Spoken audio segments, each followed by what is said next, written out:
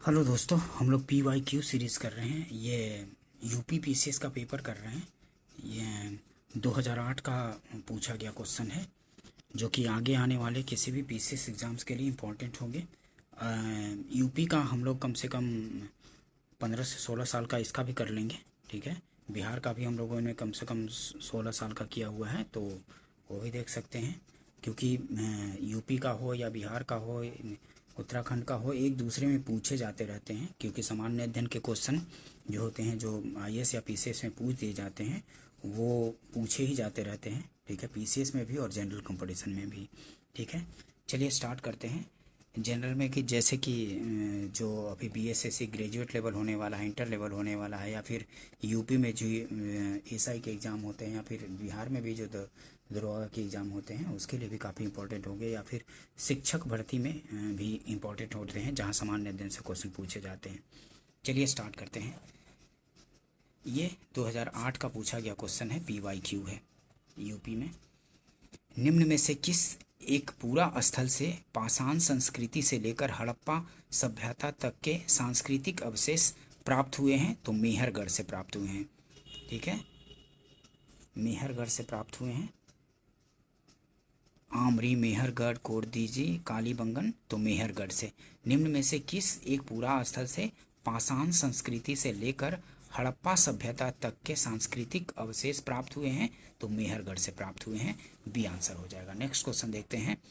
गंगा घाटी में धान की खेती का प्राचीनतम प्रमाण कहाँ से मिला है?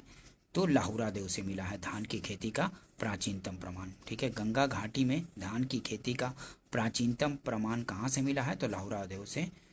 सुनेवार, सोहगौरा, कौसाम्बी, तो लाहुरा देव से मिला है, ठीक है, धान की खेती का प्राचीनतम प्रमाण। ये आंसर हो जाएगा। नेक्स्ट क्वेश्चन देखते हैं। वैदिक काल में किस जानवर को अघन्या माना गया है? तो अघन्या गाय को माना जाता है, ठीक है। वैदिक काल में किस जानवर को अघन्या माना गया है? तो गाय को अघन्या माना गया है। सी आंसर होगा। महावीर का प्रथम अनुयायी कौन बना? तो महावीर स्वामी का प्रथम अनुयायी जमालिस बना था। जमाली जो उसके दामाद ही थे, उसकी जो बेटी अनुजा या प्रियदर्शना थी, उसी का हस्बैंड, मतलब कि पति, महावीर का ये दामाद ही था। जमालिस इसका प्रथम अनुयायी बने थे, ठीक है। महावीर स्वामी के प्रथम अनुयायी कौन बना? तो जमालिस बना था। ये आंसर हो जाएगा। गौतम बुद्ध की माँ किस वंश से संबंधित थी? तो गौतम बुद्ध की जो माँ थी वो कोलीय वंश से संबंधित थी, ठीक है। कोलीय वंश से सीधे सीधे डायरेक्ट क्वेश्चन पूछ दिया जाता है। गौतम बुद्ध की माँ किस वंश से संबंधित थी? तो कोलीय वंश से संबंधित थी। डी आंसर हो जाएगा। भारत के किस शिलाश्रय से सर्वाधिक चित्र प्राप्त हुए हैं? तो भीमबेटका से प्राप्त हुए हैं सर्वाधिक शिलाश्रय। भारत के किस शिलाश्रय से सर्वाधिक चित्र प्राप्त हुए हैं? तो किस शिलाश्रय से? तो भीमबेटका से सर्वाधिक चित्र प्राप्त हुए हैं। बी आंसर होगा। सारनाथ स्तंभ का निर्माण किया गया था? तो सारनाथ स्तंभ का निर्माण अशोक ने किया था, अशोक ने करवाया था। सारनाथ स्तंभ का निर्माण किया था किसने? तो अशोक ने करवाया था, ठीक है। बी आंसर हो जाएगा। योग दर्शन के प्रतिपादक? तो पतंजलि थे योग दर्शन के प्रतिपादक। ए आंसर होगा। योग दर्शन के प्रतिपादक पतंजलि थे। ए आंसर होगा। नेक्स्ट क्वेश्चन देखते हैं। निम्न में से कौन एक बौद्ध ग्रंथ 16 महाजनपदों का उल्लेख करता है? तो निम्न में से कौन एक बौद्ध ग्रंथ 16 महाजनपदों का उल्लेख करता है? तो अंगुत्तर निकाय में 16 महाजनपदों का उल्लेख है, ठीक है। अंगुत्तर निकाय में 16 महाजनपदों का उल्लेख है। ये बौद्ध ग्रंथ है अंगुत्तर निकाय, इसमें 16 महाजनपदों का उल्लेख है। कई बार पूछे जाते हैं, ध्यान रखेंगे। उस पाल शासक का नाम बताइए जिसने विक्रमशिला विश्वविद्यालय स्थापित किया था? तो धर्मपाल ने विक्रमशिला विश्वविद्यालय स्थापित किया था, ठीक है। पाल वंश का शासक था धर्मपाल। उस पाल शासक का नाम बताइए जिसने विक्रमशिला विश्वविद्यालय स्थापित किया? तो धर्मपाल ने स्थापित किया था। ये आंसर होगा। नेक्स्ट क्वेश्चन देखते हैं। मोहम्मद गोरी ने जयचंद को किस युद्ध में पराजित किया था? जो चंदावर का युद्ध 1194 में हुआ था, उसी में जयचंद को पराजित किया था मोहम्मद गोरी ने। मोहम्मद गोरी ने जयचंद को किस युद्ध में पराजित किया था? तो चंदावर का युद्ध 1194 में पराजित किया था। सी आंसर होगा। किस मध्यकालीन भारतीय शासक ने पट्टा एवं कबूलियत की व्यवस्था प्रारंभ की थी? तो अलाउद्दीन खिलजी, मोहम्मद बिन तुगलक, शेर शाह, अकबर। तो शेर शाह ने पट्टा एवं कबूलियत की व्यवस्था प्रारंभ की थी। किस मध्यकालीन भारतीय शासक ने पट्टा एवं कबूलियत की व्यवस्था प्रारंभ की थी? तो शेर शाह ने की थी। सी आंसर हो जाएगा। मुगलों व मेवाड़ के राणा के मध्य चित्तौड़ की संधि किस शासक के शासनकाल में हस्ताक्षरित हुई थी? तो जहांगीर के शासनकाल में। मुगलों एवं मेवाड़ के राणा के मध्य चित्तौड़ की संधि किस शासक के शासनकाल में हस्ताक्षरित हुई थी? तो अकबर, जहांगीर, शाहजहां, औरंगजेब। तो जहांगीर के शासनकाल में ये मुगलों एवं मेवाड़ के राणा के मध्य चित्तौड़ की संधि हस्ताक्षरित हुई थी, जहांगीर के शासनकाल। ठीक है, ध्यान रखेंगे। निम्न में से किन ब्रिटिश अधिकारियों ने लखनऊ में अपना जीवन खोया था? तो पूछ रहा है कि निम्नलिखित में से किन ब्रिटिश अधिकारियों ने लखनऊ में अपना जीवन खोया था? तो जनरल जॉन निकलसन, जनरल नील,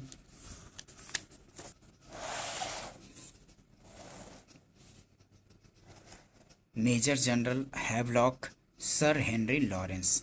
तो इनमें से 2, 3 और 4 हो जाएगा, सी आंसर हो जाएगा। जनरल नील, मेजर जनरल हैवलॉक और Sir Henry Lawrence, C answer होगा। इन्होंने लखनऊ में अपना जीवन खोया था। ठीक है, नेक्स्ट क्वेश्चन देखते हैं। गदर पार्टी की स्थापना हुई थी कहाँ? तो संयुक्त राज्य अमेरिका में हुई थी गदर पार्टी की स्थापना। ठीक है, कई बार पूछा जाता है, रिपीट काफ़ी होता है। गदर पार्टी की स्थापना हुई थी संयुक्त राज्य अमेरिका में, डी आंसर होगा। नेक्स्ट क्वेश्चन देखते हैं। निम्नलिखित में से भारतीय राष्ट्रीय कांग्रेस के किस अधिवेशन में महात्मा गांधी ने कहा था, गांधी मर सकते हैं परंतु गांधीवाद सदैव बना रहेगा? तो कराची अधिवेशन 1931 में ऐसा बोला था महात्मा गांधी ने। ठीक है, डी आंसर हो जाएगा। निम्नलिखित में से भारतीय राष्ट्रीय कांग्रेस के किस अधिवेशन में महात्मा गांधी ने कहा था, गांधी मर सकते हैं परंतु गांधीवाद हम सदैव बना रहेगा? तो कराची अधिवेशन 1931 में बोला था। जिया तरंग आंदोलन कहाँ प्रारंभ हुआ था? तो जिया तरंग आंदोलन प्रारंभ हुआ था मणिपुर में। ठीक है, मणिपुर में आरंभ हुआ था जिया तरंग आंदोलन। जिया तरंग आंदोलन कहाँ प्रारंभ हुआ था? तो मणिपुर में प्रारंभ हुआ था। ये भी क्वेश्चन बार बार रिपीट होता है, ध्यान रखेंगे। निम्नलिखित को काल क्रमानुसार व्यवस्थित कीजिए, सही उत्तर का चयन दिए गए कूट से कीजिए। तो इनमें से काल क्रमानुसार लगाना है। तो असहयोग आंदोलन कब शुरू हुआ था? तो 1920 में असहयोग आंदोलन। सविनय अवज्ञा आंदोलन तो 1930 में। खिलाफत आंदोलन तो 1919 में ना, और भारत छोड़ो आंदोलन 1942 में। तो पहले खिलाफत आंदोलन, उसके बाद असहयोग आंदोलन, उसके बाद सविनय अवज्ञा आंदोलन, उसके बाद भारत छोड़ो आंदोलन। ठीक है, तो 3, 1, 2 और 4। तो 3, 1, 2 और 4 हो जाएगा। ठीक है, असहयोग आंदोलन 1920 में स्टार्ट हुआ, सविनय अवज्ञा आंदोलन 1930 में। ठीक है, और खिलाफत 1919 में, और भारत छोड़ो आंदोलन 1942 में। तो सी आंसर होगा। नेक्स्ट क्वेश्चन देखते हैं। वर्ष 1928 में हिंदुस्तान सोशलिस्ट रिपब्लिकन एसोसिएशन की स्थापना कहाँ हुई थी? तो वर्ष 1928 में Hindustan socialist Republican association, HSRA बोलते हैं इसको, हिंदुस्तान सोशलिस्ट रिपब्लिकन एसोसिएशन की स्थापना कहाँ हुई थी? तो दिल्ली के फिरोज शाह कोटला मैदान में हुई थी। बी आंसर हो जाएगा, दिल्ली के फिरोज शाह कोटला मैदान में हुई थी। नेक्स्ट क्वेश्चन देखते हैं। गांधी जी को किसने सर्वप्रथम राष्ट्रपिता कहकर संबोधित किया था? तो सुभाष चंद्र बोस ने किया था। ठीक है, ए आंसर हो जाएगा। गांधी जी को किसने सर्वप्रथम राष्ट्रपिता कहकर संबोधित किया था? तो सुभाष चंद्र बोस ने किया था। ए आंसर हो जाएगा। हम न्यायिक पुनर्विलोकन की व्यवस्था रखते हैं। हम न्यायिक पुनर्विलोकन की व्यवस्था रखते हैं।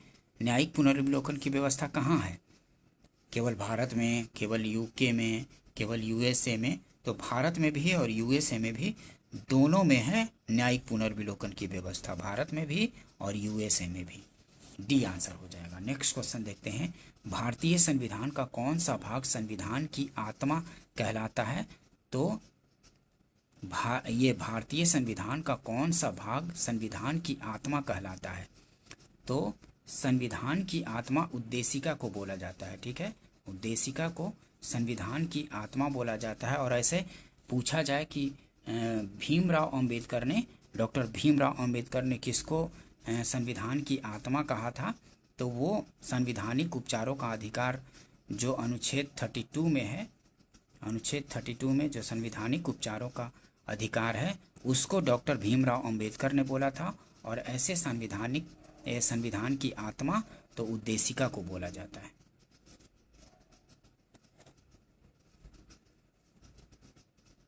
ठीक है, सी आंसर हो जाएगा।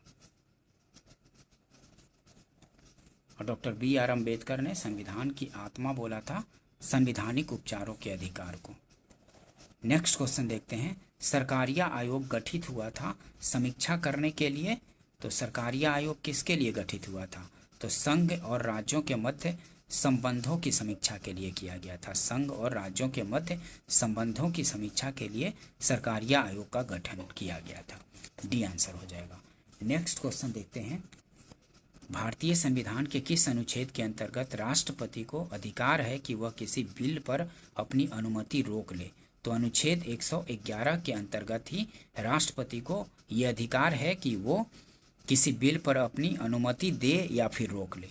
ठीक है, अनुमति देता भी है अनुच्छेद 111 के अंतर्गत ही, और रोक भी लेता है अनुच्छेद 111 के अंतर्गत ही। ये राष्ट्रपति के पास अधिकार है। ठीक है, भारतीय राष्ट्रपति। भारतीय संविधान के किस अनुच्छेद के अंतर्गत राष्ट्रपति को अधिकार है कि वह किसी बिल पर अपनी अनुमति रोक ले? तो अनुच्छेद 111 के अंतर्गत। डी आंसर हो जाएगा, ध्यान रखेंगे, कई बार रिपीट हो जाते हैं क्वेश्चन। नेक्स्ट क्वेश्चन देखते हैं, कथन और कारण का प्रश्न है। तो केंद्र राज्य संबंधों पर पुनर्विचार की मांगें बढ़ती रही हैं। केंद्र राज्य संबंधों पर पुनर्विचार की मांगें बढ़ती रही हैं, बिल्कुल बढ़ती रही हैं। और राज्यों के पास विकास कार्यों के लिए पर्याप्त साधन नहीं है, ये भी सही है। ठीक है, राज्यों के पास विकास कार्यों के लिए पर्याप्त साधन नहीं है। ठीक है, ये भी सही है, लेकिन सही व्याख्या नहीं है। ठीक है, ए और आर दोनों सही है तथा आर ए का सही व्याख्या नहीं है। ठीक है, ध्यान रखेंगे, केंद्र और राज्य संबंधों पर पुनर्विचार की मांगें बढ़ती रही हैं, ये सही है। और राज्यों के पास विकास कार्यों के लिए पर्याप्त साधन नहीं है, ये भी सही है। ठीक है, लेकिन सही व्याख्या नहीं है, तो बी आंसर हो जाएगा। मंडल आयोग जिसके प्रस्तावों ने अक्षुण्य विवाद का सूत्रपात किया को गठित करने वाले कौन थे? तो गठित करने वाले थे मोरारजी देसाई। मंडल आयोग जिसके प्रस्तावों ने अक्षुण्य विवाद का सूत्रपात किया को गठित करने वाले थे। कौन गठित किया था मंडल आयोग को? तो मोरारजी देसाई ने किया था।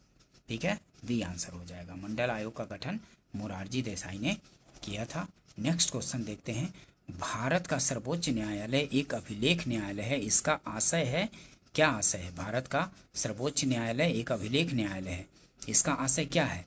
तो इसके सभी निर्णयों का साक्ष्यात्मक मूल्य होता है और इस पर किसी भी न्यायालय में प्रश्न चिन्ह नहीं लगाया जा सकता है। यही साक्ष्यात्मक, यही आशय होता है सर्वोच्च न्यायालय का अभिलेख न्यायालय होने का। क्या? तो इसके सभी निर्णयों का साक्ष्यात्मक मूल्य होता है और इस पर किसी भी न्यायालय में प्रश्न चिन्ह नहीं लगाया जा सकता है। ठीक है, बी आंसर हो जाएगा। नेक्स्ट क्वेश्चन देखते हैं, निम्नलिखित शैल तंत्रों में से कौन भारत के कोयला निचयों डिपॉजिट्स का प्रमुख स्रोत है? तो कोयला निचयों मतलब कोयला डिपॉजिट्स कहाँ है भारत में सबसे ज़्यादा? धारवाड़ तंत्र में, गोंडवाना तंत्र में, कुड़प्पा तंत्र में, विंध्य तंत्र में। तो गोंडवाना तंत्र में कोयला निक्षेप है ज़्यादा। कोयला डिपॉजिट्स, कोल डिपॉजिट्स कहाँ भारत में? तो गोंडवाना तंत्र में है। बी आंसर हो जाएगा। ठीक है, काफ़ी बार रिपीट होता है ये क्वेश्चन। निम्नलिखित शैल तंत्रों में से कौन भारत के कोयला निचयों डिपॉजिट्स का प्रमुख स्रोत है? तो गोंडवाना तंत्र है। बी आंसर हो जाएगा। सौर मंडल में क्षुद्र ग्रह एस्ट्रॉयड छोटे खगोलीय पिंड है जो जिन ग्रहों के मध्य पाए जाते हैं वे हैं। तो मंगल और बृहस्पति के बीच एस्ट्रॉयड्स क्षुद्र ग्रह पाए जाते हैं। कहाँ? सौर मंडल में क्षुद्र ग्रह एस्ट्रॉयड्स छोटे खगोलीय पिंड है जो निम्न ग्रहों के मध्य पाए जाते हैं।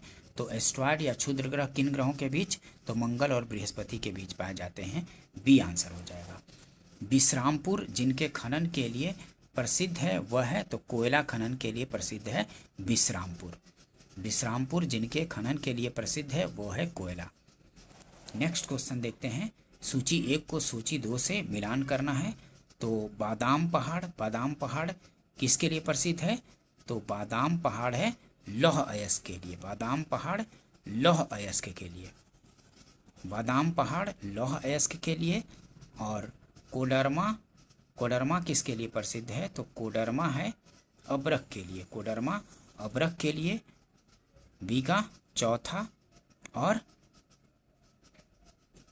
मोसाबानी किसके लिए प्रसिद्ध है? तो मोसाबानी तांबा के लिए। और रवा जो है, रवा किसके लिए प्रसिद्ध है? तो रवा है खनिज तेल पेट्रोलियम के लिए। ठीक है, तो डी का तीसरा।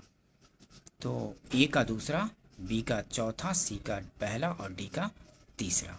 ध्यान रखेंगे इसको। भारत में काली मिट्टी उत्पादन के लिए बहुत उपयुक्त होती है। तो भारत में काली मिट्टी किसकी उत्पादन के लिए उपयुक्त होती है? तो ये कपास की फसल के लिए उपयुक्त होती है। ठीक है, जो भारत की काली मिट्टी है इसको रेगुर मिट्टी भी बोलते हैं। किसके उत्पादन के लिए उपयुक्त होती है? तो कपास की फसल के लिए उपयुक्त होती है। ये भी काफ़ी बार पूछा जाता है। काली कपासी मिट्टी भी बोला जाता है। ठीक है, रेगुर मिट्टी को। भारत की काली मिट्टी उत्पादन के लिए बहुत उपयुक्त होती है कपास की फसल के लिए। ये आंसर हो जाएगा। नेक्स्ट क्वेश्चन देखते हैं। कार्डेमम पहाड़ियाँ जिनके सीमाओं पर स्थित है वो है, तो कार्डेमम पहाड़ियाँ जिनके सीमाओं पर स्थित है वो है केरल और तमिलनाडु की सीमा पर स्थित है कार्डेमम पहाड़ियाँ। केरल और तमिलनाडु की सीमा पर स्थित है कार्डेमम पहाड़ियाँ। सी आंसर हो जाएगा। नेक्स्ट क्वेश्चन देखते हैं। निम्नलिखित में से भारत का कौन सा क्षेत्र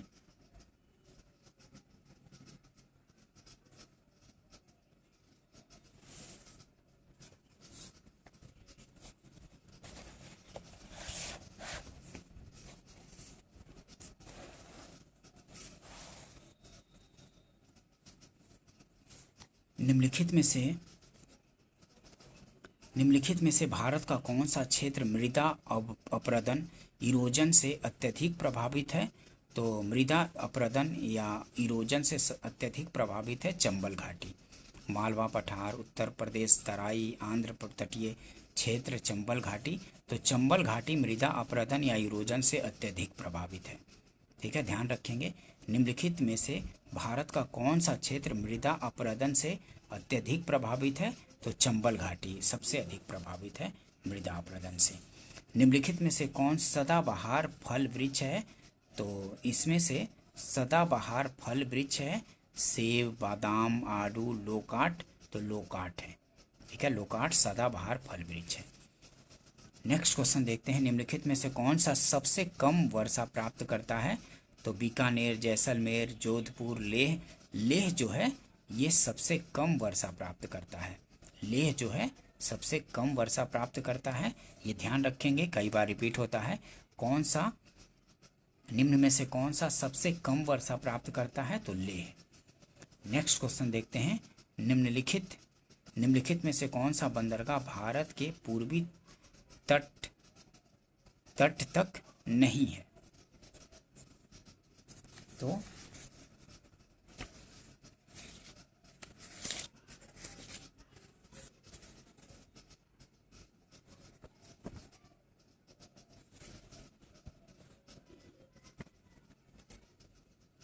निम्नलिखित में से कौन सा बंदरगाह भारत के पूर्वी तट तक नहीं है?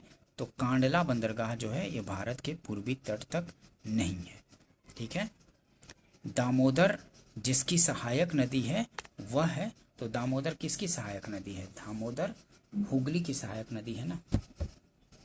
दामोदर हुगली की सहायक नदी है। ठीक है, दामोदर जो है हुगली की सहायक नदी है। बी आंसर हो जाएगा, हुगली की सहायक नदी है। नीचे दिए गए सूची से उसे चुनिए जो वर्ल्ड हेरिटेज साइट विश्व धरोहर घोषित हुआ है। तो इनमें से विश्व धरोहर कौन घोषित हुआ है? नंदा देवी जीव मंडल रिजर्व जो है,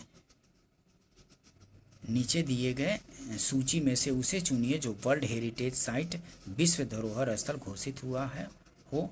तो नंदा देवी जीव मंडल रिजर्व जो है ये वर्ल्ड हेरिटेज साइट है। 39 का बी हो जाएगा। नेक्स्ट क्वेश्चन देखते हैं। स्वर्ण ये सूची 1 को सूची 2 से मिलान करना है। तो स्वर्ण कहाँ मिलता है? तो स्वर्ण कोलार की खान में, ठीक है, स्वर्ण कोलार की खान में। कोयला कहाँ? तो कोयला झरिया से निकाला जाता है। और तांबा कहाँ? तो तांबा खेतरी से, तांबा खेतरी से काफ़ी बार पूछा जाता है, तांबा खेतरी से निकलता है और खेतरी के खान से। और लोहा, तो लोहा कुद्रेमुख से, लोहा कुद्रेमुख से, ठीक है। तो ए का दूसरा, बी का चौथा, सी का पहला और डी का तीसरा। देख लीजिए एक बार फिर से। स्वर्ण कहाँ से? तो कोलार से, कोयला झरिया से, तांबा खेतरी से, लोहा कुद्रेमुख से, ठीक है, ध्यान रखेंगे, डी आंसर होगा। कारागम धार्मिक लोक नृत्य संबंधित है तमिलनाडु से। कारागम धार्मिक लोक नृत्य संबंधित है तमिलनाडु से। नेक्स्ट क्वेश्चन देखते हैं। राष्ट्रीय पर्यावरण अभियांत्रिकी संस्थान स्थित है नागपुर में स्थित है। राष्ट्रीय पर्यावरण अभियांत्रिकी संस्थान नागपुर में स्थित है। नेक्स्ट क्वेश्चन देखते हैं। निम्न कथनों पर विचार कीजिए तथा नीचे दिए गए कूट से सही उत्तर का चयन कीजिए, ठीक है। तो महाराष्ट्र देश का सबसे नगरीकृत राज्य है। महाराष्ट्र देश का सबसे नगरीकृत राज्य है।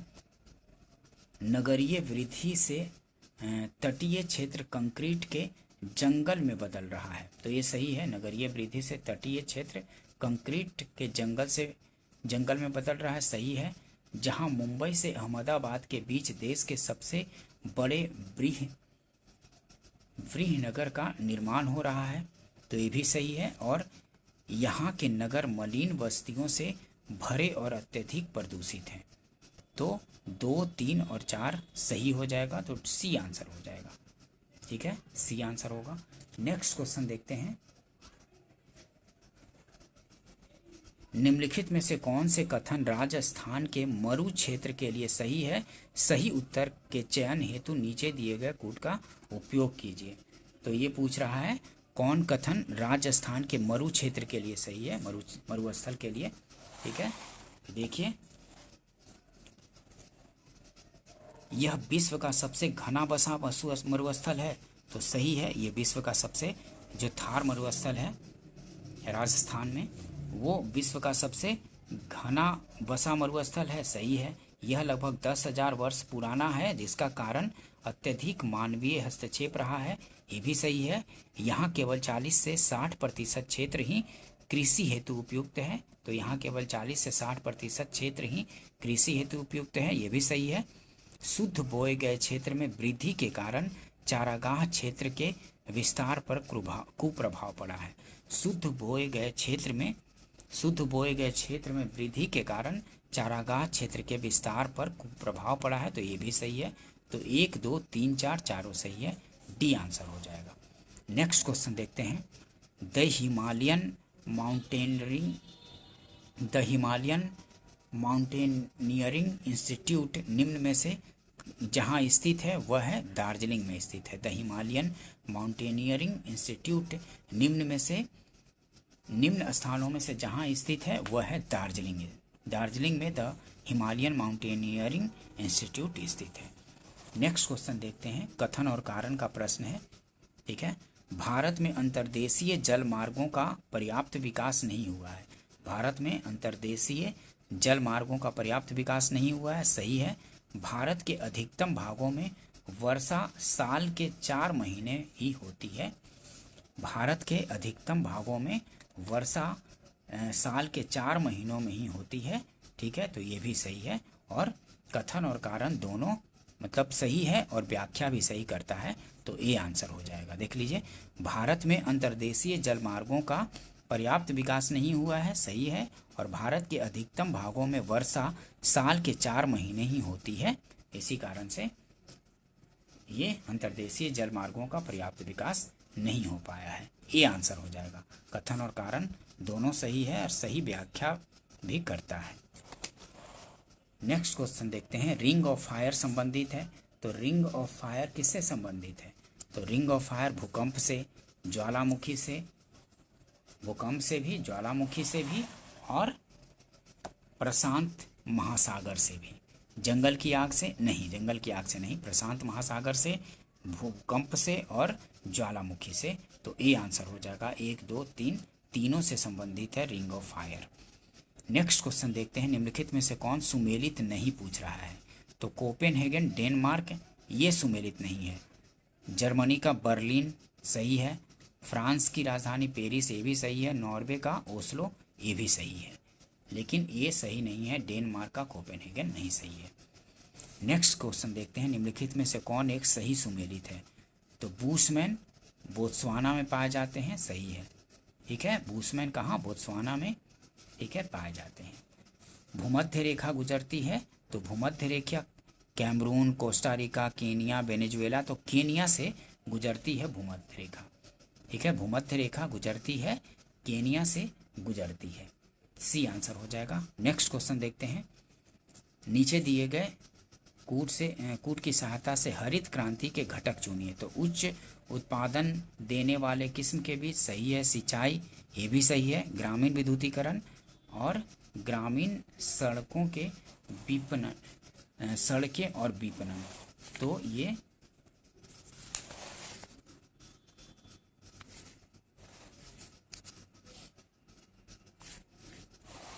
फिफ्टी 51 का क्या है? हरित क्रांति के घटक चुनिए। तो नीचे दिए गए कूट की सहायता से हरित क्रांति के घटक चुनना है, तो उच्च उत्पादन देने वाले किस्म के बीज सही है, सिंचाई ये भी सही है, ग्रामीण विद्युतीकरण ये भी सही है और ग्रामीण सड़कें और विपणन, तो ये भी सही है, डी हो जाएगा सही, सभी चारों सही है, ठीक है।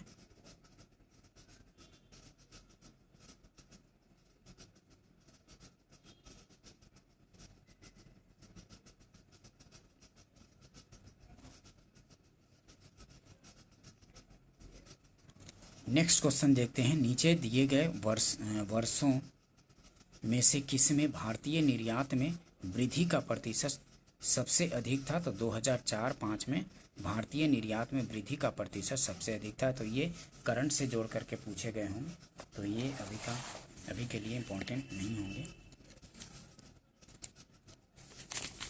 नेक्स्ट क्वेश्चन देखते हैं,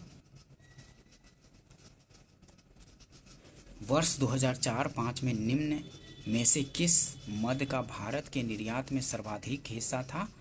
तो वर्ष 2004-05 में निम्न में से किस मद का भारत के निर्यात में सर्वाधिक हिस्सा था? तो उस समय विनिर्मित वस्तुएं का निर्यात सबसे अधिक हुआ था 2004-05 में। अब तो पूछे जाएंगे, तो अभी के रिसेंट के पूछे जाएंगे, ठीक है।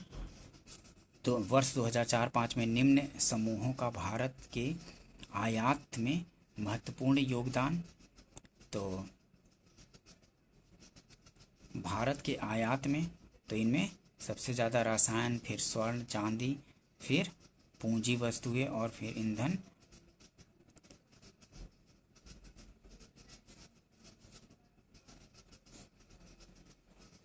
ये अब के अनुसार पूछे जाएंगे, ये भी अब करंट से जोड़ के पूछे जाएंगे, ठीक है। नेक्स्ट क्वेश्चन देखते हैं, हरित क्रांति से भारत के कौन से राज्य सर्वाधिक लाभान्वित हुए हैं? तो हरित क्रांति से भारत के कौन से राज्य सर्वाधिक लाभान्वित हुए थे? तो पंजाब, हरियाणा और पश्चिमी उत्तर प्रदेश सबसे अधिक प्रभावित हुआ था, लाभान्वित हुआ था, ठीक है। हरित क्रांति से भारत के कौन से राज्य सर्वाधिक लाभान्वित हुए थे? पंजाब, हरियाणा, पंजाब और पश्चिमी उत्तर प्रदेश सबसे अधिक लाभान्वित हुआ था, सी आंसर हो जाएगा। नेक्स्ट क्वेश्चन देखते हैं, निम्नलिखित में से कौन सी कृषि करने की प्रक्रिया पर्यावरण संरक्षण में सहायक है? तो कौन सी कृषि करने की प्रक्रिया पर्यावरण संरक्षण में सहायक है? तो जैविक खेती जो है ये पर्यावरण संरक्षण में सहायक है।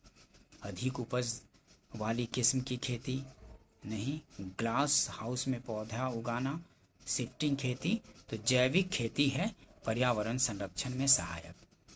ठीक है, निम्नलिखित में से कौन सी कृषि करने की प्रक्रिया पर्यावरण संरक्षण में सहायक है? तो जैविक खेती है। ठीक है, डी आंसर हो जाएगा। नेक्स्ट क्वेश्चन देखते हैं, निम्नलिखित में से कौन सा कथन सही है? इनमें से कौन सा कथन सही है? तो 1901 की जनगणना में सर्वाधिक यौन अनुपात पाया गया है, तो यही सही है। 1901 की जनगणना में सर्वाधिक यौन अनुपात पाया गया है, ये सही है। नेक्स्ट क्वेश्चन देखते हैं, भारत के निम्नलिखित राज्यों को उनकी जनसंख्या आकार के अवरोही क्रम में व्यवस्थित कीजिए, अधोलिखित कूट के सही उत्तर का चयन कीजिए। तो इनमें से सबसे जनसंख्या के अनुसार घटते क्रम में लगाना है, तो सबसे इनमें से ज़्यादा महाराष्ट्र का है, फिर बिहार का, फिर पश्चिम बंगाल और फिर आंध्र प्रदेश। तो 3, 2, 4, 1 हो जाएगा। नेक्स्ट क्वेश्चन देखते हैं, वर्ष 1991 से 2001 के दौरान जनसंख्या की 10 वर्षीय वृद्धि दर प्रतिशत रूप में किस राज्य में न्यूनतम थी? तो केरल में न्यूनतम थी। 1991 से 2001 के दौरान जनसंख्या की 10 की वृद्धि दर प्रतिशत रूप में किस राज्य में न्यूनतम थी? तो केरल में न्यूनतम थी। ठीक है, नेक्स्ट क्वेश्चन देखते हैं, भारत में 2 सर्वाधिक नगरीकृत राज्य, तो गोवा और मिजोरम। भारत में 2 सर्वाधिक नगरीकृत राज्य गोवा और मिजोरम है। नेक्स्ट क्वेश्चन देखते हैं, 2001 के अनुसार पूछा गया है, जो कि अभी के लिए इम्पोर्टेंट नहीं है।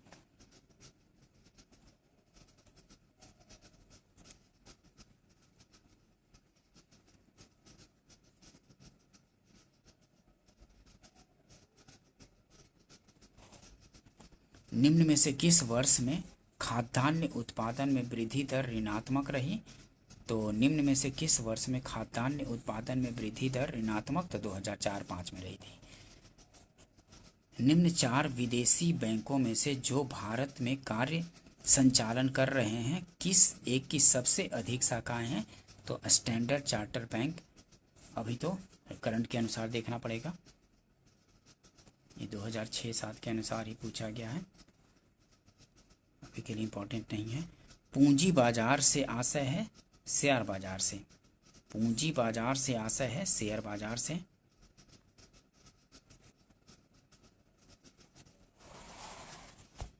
नेक्स्ट क्वेश्चन देखते हैं, 9 रत्न का विचार संबंधित है, तो सार्वजनिक क्षेत्र के चयनित उद्यम से। 9 रत्न का विचार संबंधित है, तो सार्वजनिक क्षेत्र के चयनित उद्यम से संबंधित है। एक्चुअरीज शब्द संबंधित है, तो एक्चुअरीज शब्द जो है बीमा से संबंधित है, एक्चुअरीज शब्द बीमा से संबंधित है। निम्नलिखित में से कौन सी एक लघु उद्योग की समस्या नहीं है? तो लघु उद्योग की समस्या इनमें से नहीं है, तो वित्त, विपणन, कच्चा माल, ये सब तो है, लेकिन हड़ताल एवं तालाबंदी ये लघु उद्योग की समस्या नहीं है, हड़ताल और तालाबंदी। नेक्स्ट क्वेश्चन देखते हैं, HAL उत्पादन से संबंधित है, तो वायुयानों के उत्पादन से संबंधित है। हाल या HAL उत्पादन से संबंधित है, तो HAL उत्पादन से संबंधित है, तो वायुयानों के उत्पादन से संबंधित है। ठीक है,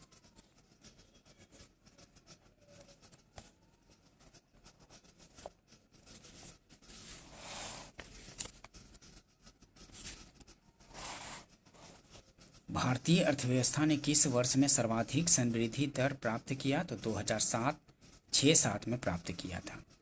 ठीक है, 11वीं योजना के प्रारूप प्रपत्र के अनुसार लक्षित संवृद्धि दर के प्राप्त होने तथा जनसंख्या के 1.5% वार्षिक वृद्धि होने पर एक औसत भारतीय की, ये अभी के लिए इम्पोर्टेंट नहीं है।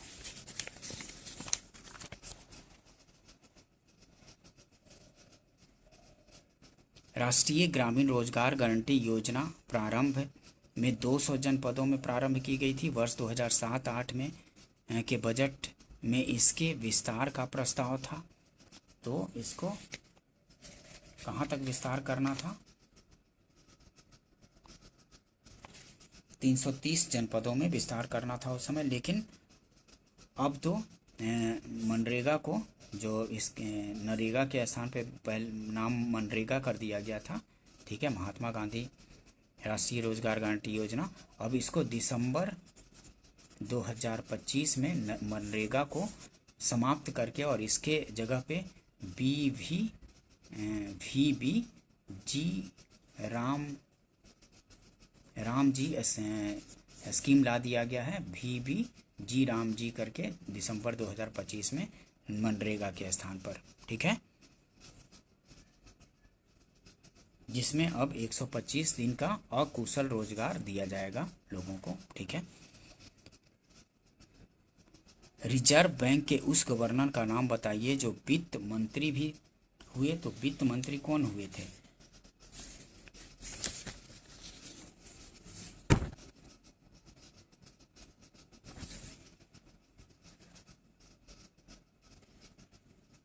CD देशमुख थे। CD देशमुख, बी आंसर हो जाएगा। रिजर्व बैंक के उस गवर्नर का नाम बताइए जो वित्त मंत्री भी हुए। CD देशमुख, ठीक है। गिल्ट एज्ड में विपणु संबंधित है। तो गिल्ट एज्ड में विपणु संबंधित है तो सरकारी प्रतिभूतियों के व्यापार से। गिल्ट एज्ड में विपणु संबंधित है तो सरकारी प्रतिभूतियों के व्यापार से। रडार का प्रयोग मुख्य रूप से किया जाता है तो रेडियो तरंगों द्वारा वस्तुओं की उपस्थिति और स्थिति ज्ञात करने के लिए। रडार का प्रयोग मुख्य रूप से किया जाता है तो रडार का प्रयोग किसके लिए किया जाता है? तो रेडियो तरंगों द्वारा वस्तुओं की उपस्थिति और स्थिति ज्ञात करने के लिए रडार का प्रयोग किया जाता है। नेक्स्ट क्वेश्चन देखते हैं। नई विज्ञान एवं प्रौद्योगिकी नीति 2003 के उद्देश्य के संबंध में निम्न कथनों पर विचार कर निम्न कूट की सहायता से बताइए कि इनमें से कौन से सही हैं। तो नई विज्ञान एवं प्रौद्योगिकी नीति 2003 के उद्देश्य के संबंध में निम्न कथनों पर विचार कीजिए। निम्न कूट की सहायता से बताइए कि कौन सही है। तो सही कौन सा है ये बताना है। विद्यमान भौतिक एवं बौद्धिक स्रोतों का सर्वाधिक उपकारक उपयोग सही है। विद्यमान भौतिक एवं बौद्धिक स्रोतों का सर्वाधिक उपकारक उपयोग सही है। और नवीन परिवर्तनीय प्रौद्योगिकी का विकास, तो इनोवेटिव नवीन प्रवर्तनीय प्रौद्योगिकी का विकास ये भी सही है। और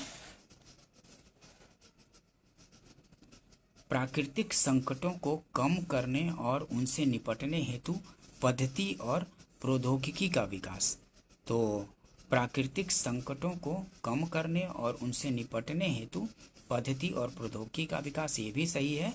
और बौद्धिक संपत्ति का प्रबंधन, तो ये भी सही है। डी आंसर हो जाएगा, सभी चारों सही है। विश्व स्तर के प्रोग्राम ह्यूमन जीनोम प्रोजेक्ट का संबंध है। तो विश्व स्तर के प्रोग्राम ह्यूमन जीनोम प्रोजेक्ट का संबंध किससे है? तो मानव जीनों और उनके अनुक्रमों की पहचान और मानचित्रण से संबंधित है, ठीक है। मानव जीनों और उनके अनुक्रमों की पहचान और मानचित्र से संबंधित है ह्यूमन जीनोम प्रोजेक्ट। विश्व स्तर के प्रोग्राम ह्यूमन जीनोम प्रोजेक्ट संबंधित है किससे? तो मानव जीनों और उनके अनुक्रमों की पहचान मानव चित्रण से, ठीक है, ध्यान रखेंगे इसको। नेक्स्ट क्वेश्चन देखते हैं। कम वोल्टेज पर कार्य करने वाला विद्युत मोटर प्रायः जल जाते हैं। कम वोल्टेज पर कार्य करने पर विद्युत मोटर प्रायः जल जाते हैं क्योंकि कम वोल्टेज विद्युतीय विसर्जन प्रारंभ कर देता है। कम वोल्टेज विद्युतीय विसर्जन प्रारंभ कर देता है, इसी कारण से कम वोल्टेज पर कार्य करने पर विद्युत मोटर प्रायः जल जाते हैं। नेक्स्ट क्वेश्चन देखते हैं। अति विवादास्पद भ्रूणीय स्टेम कोशिकाओं के विकल्प के रूप में कौन बायोएथिकल अविवादास्पद स्रोत है स्टेम कोशिकाओं का, तो अस्थि मज्जा से व्युत्पन्न स्टेम कोशिकाएं। अति विवादास्पद भ्रूणीय स्टेम कोशिकाओं के विकल्प के रूप में कौन बायोएथिकल अविवादास्पद स्रोत है स्टेम कोशिकाओं का, तो अस्थि मज्जा से व्युत्पन्न स्टेम कोशिकाएं, ये आंसर हो जाएगा। नेक्स्ट क्वेश्चन देखते हैं। जापान की 1953 में होने वाली मिनीमाटा व्याधि हुई उन मछलियों को खाने से जो संक्रमित थी पारा से संक्रमित थी। ठीक है, पारद से। जापान की 1953 में होने वाली मिनीमाटा व्याधि हुई उन मछलियों को खाने से जो संक्रमित थी पारा से। ठीक है, सी आंसर हो जाएगा। रेडियोधर्मी डेटिंग एक प्रक्रिया है जिससे मापा जाता है, तो चट्टानों की उम्र मापा जाता है। ठीक है, चट्टानों की उम्र। रेडियोधर्मी डेटिंग एक प्रक्रिया है जिससे मापा जाता है चट्टानों की उम्र, रेडियोधर्मी डेटिंग से। नेक्स्ट क्वेश्चन देखते हैं। नीचे दिए गए सूची से उस टीवी चैनल का नामोल्लेख कीजिए जो अभियांत्रिकी और प्रौद्योगिकी विषयों को प्रोत्साहित करेगा, तो एकलव्य है। नीचे दिए गए सूची के उस टीवी चैनल का नामोल्लेख कीजिए जो अभियांत्रिकी और प्रौद्योगिकी विषयों को प्रसारित करेगा, तो एकलव्य। नेक्स्ट क्वेश्चन देखते हैं। कार्बन मोनोऑक्साइड क्या करता है, तो कार्बन मोनोऑक्साइड केंद्रीय नर्वस सिस्टम को प्रभावित करता है। और नाइट्रस के ऑक्साइड जो है श्वसन संबंधी रोग, और धूलकण किसको, धूलकण से कैंसर और सीसा, इसको छोड़ दीजिए, ये थोड़ा कंफ्यूजिंग है, इसका थोड़ा मेरे को गलत लग रहा है। ठीक है, इसको छोड़ दीजिए। स्टेथोस्कोप से, तो स्टेथोस्कोप से क्या नापा जाता है, तो रक्तचाप नापने के लिए रक्तचाप मापने के लिए स्टेथोस्कोप का प्रयोग किया जाता है। और स्फिग्नोमैग्नोमीटर से क्या, तो स्फिग्नोमैग्नोमीटर से हृदय की ध्वनि सुनने के लिए। ठीक है, बी का तीसरा। ठीक है, स्फिग्नोमैग्नोमीटर से तो हृदय की ध्वनि सुनने के लिए, और कैरोटोमीटर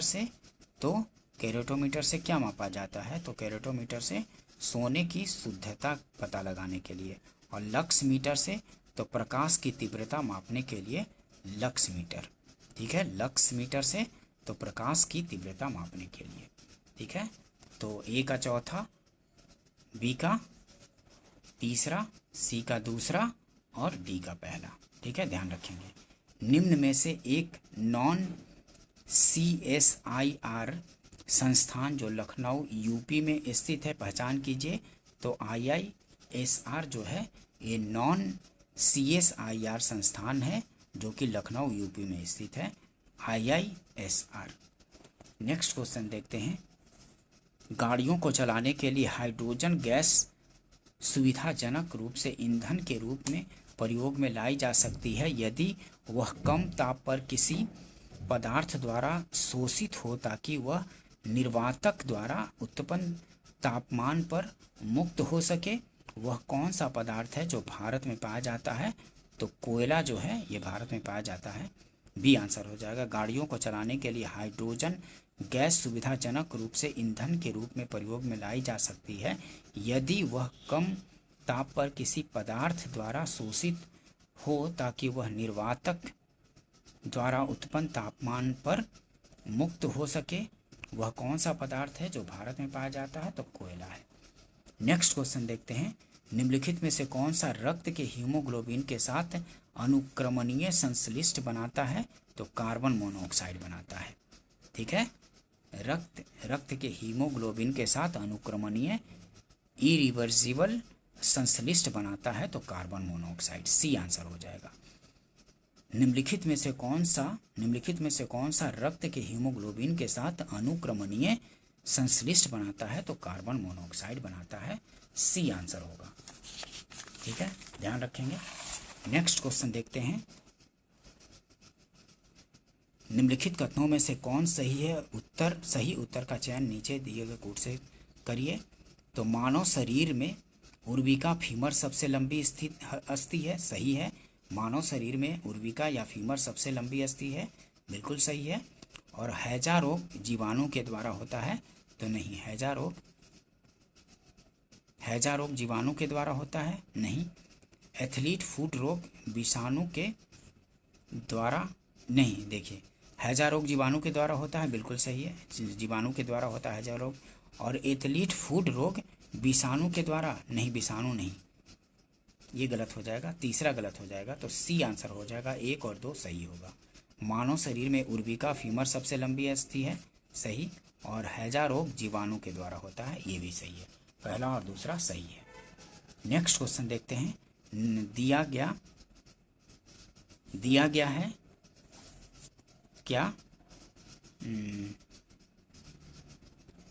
रुधिर कोशिकाएं, अस्थि कोशिकाएं, बाल रज्जु और लार स्लाइवा अपराध की जांच में डीएनए परीक्षण हेतु जो नमूने के लिए जाते हैं वे हो सकते हैं। तो ये चारों हो सकते हैं। ये जो डीएनए परीक्षण हेतु अपराध जांच के लिए, तो रुधिर कोशिकाएं भी, अस्थि कोशिकाएं भी, और बाल रज्जु भी, और लार स्लाइवा भी। ठीक है, ये अपराध जांच के लिए डीएनए परीक्षण हेतु नमूने लिए जा सकते हैं। ठीक है, तो 1, 2, 3, 4 चारों सही हो जाएगा। यदि रेफ्रिजरेटर के दरवाजे को कुछ घंटों के लिए खुला छोड़ दिया जाए तो कमरे का ताप बढ़ जाएगा। ठीक है, यदि रेफ्रिजरेटर के दरवाजे को कुछ घंटों के लिए खुला छोड़ दिया जाए तो कमरे का तापमान बढ़ जाएगा, बी आंसर हो जाएगा। हृदय कब आराम करता है? तो हृदय कब आराम करता है? तो कभी नहीं आराम करता है। ठीक है, हृदय कब आराम करता है? तो कभी नहीं, ये आंसर हो जाएगा। नेक्स्ट क्वेश्चन देखते हैं। भारत क्रायोजेनिक प्रौद्योगिकी का विकास कर रहा है, निम्न में से किस देश एजेंसी को यह प्रौद्योगिकी प्राप्त नहीं है? तो ब्राजील को प्राप्त नहीं है क्रायोजेनिक इंजन। ठीक है, नेक्स्ट क्वेश्चन देखते हैं। निम्नलिखित अवस्थाओं में से किसमें गीले कपड़े सबसे जल्दी सूख जाएंगे? तो गीले कपड़े सबसे जल्दी, तो 20% आर्द्रता और 60% तापक्रम में सबसे जल्दी सूख जाएंगे गीले कपड़े। ठीक है, आर्द्रता कम और तापक्रम ज़्यादा होगा तो जल्दी सूख जाएगा। ठीक है, ध्यान रखेंगे। 20 डिग्री आर्द्रता और 60 डिग्री तापक्रम में। नेक्स्ट क्वेश्चन देखते हैं। निम्न ग्रीन हाउस गैसों में से ऐसी कौन है जिसके द्वारा ट्रोपोस्फियर में ओजोन प्रदूषण नहीं होता? तो जल वाष्प है। जल वाष्प के द्वारा ओजोन प्रदूषण नहीं होता। निम्न ग्रीन गैसों में से ऐसी कौन है जिसके द्वारा ट्रोपोस्फियर में ओजोन प्रदूषण नहीं होता है? तो जल वाष्प के द्वारा। मीथेन के द्वारा होता है, कार्बन मोनोऑक्साइड के द्वारा, नाइट्रोजन ऑक्साइड के द्वारा, इसके द्वारा भी होता है। लेकिन ट्रोपोस्फियर क्षोभ मंडल में जल वाष्प में प्रदूषण नहीं होता है। ठीक है, निम्न में से कौन सा लोहा का अच्छा स्रोत है? तो पालक जो है, पालक लौह का अच्छा स्रोत है। ठीक है, गाजर, मटर, चावल, पालक जो है लौह का अच्छा स्रोत है। यूरो नॉर्म बनाए गए हैं, तो यूरो नॉर्म किसके लिए बनाए गए हैं? तो वाहनों से निकलने वाली हानिप्रद गैसों को नियंत्रित करने के लिए यूरो नॉर्म बनाए गए हैं। ठीक है, मस्तिष्क तथा मेरू रज्जु पर चढ़ी झिल्ली में सूजन आ जाने से होने वाला रोग है मेनिंजाइटिस। ठीक है, मस्तिष्क तथा मेरू रज्जु पर चढ़ी झिल्ली में सूजन आ जाने से होने वाली रोग क्या है? तो मेनिंजाइटिस है। मस्तिष्क तथा मेरू रज्जु पर चढ़ी झिल्ली में सूजन आ जाने से होने वाला रोग कौन सा होता है? तो मेनिंजाइटिस होता है। दोस्तों, अगर सेशन पसंद आया हो तो इसको लाइक कीजिए, शेयर भी कर दीजिए अपने फ्रेंड सर्कल में, और channel study for government jobs को आपने अगर सब्सक्राइब नहीं किया तो सब्सक्राइब भी कर लीजिए ताकि इस तरह की इंपॉर्टेंट वीडियो आप लोग को मिलता रहे। ठीक है। इसको रिवीजन के पर्पज़ से यूज़ किया कीजिए ताकि जल्दी जल्दी रिवाइज हो सके, ठीक है चीज़ें, क्योंकि क्वेश्चन रिपीट भी होते रहते हैं, ठीक है। पिछले 15 से 16 साल का क्वेश्चन अगर आपने ठीक से कर लिया है तो कुछ कुछ क्वेश्चन और आइडिया भी मिल जाता है कि किस तरह से क्वेश्चन आ रहे हैं, ठीक है। ठीक है दोस्तों, मिलते हैं नेक्स्ट वीडियो में। वीडियो देखने के लिए थैंक यू दोस्तों।